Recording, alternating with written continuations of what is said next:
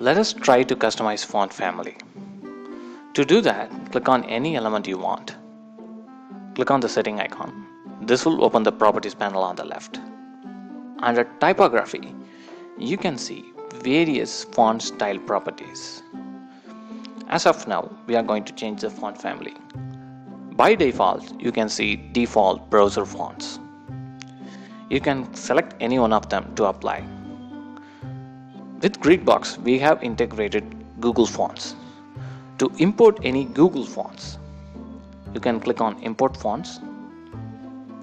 You can choose any of your favorite font from the list. You can also choose multiple variants. You can even choose a subset if you want and click on Add Font. You can also add multiple fonts to the list.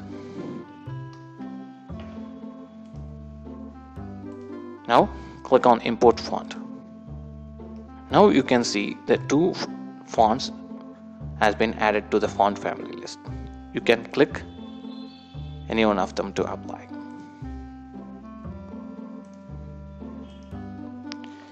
In this way, you can visually manipulate font family.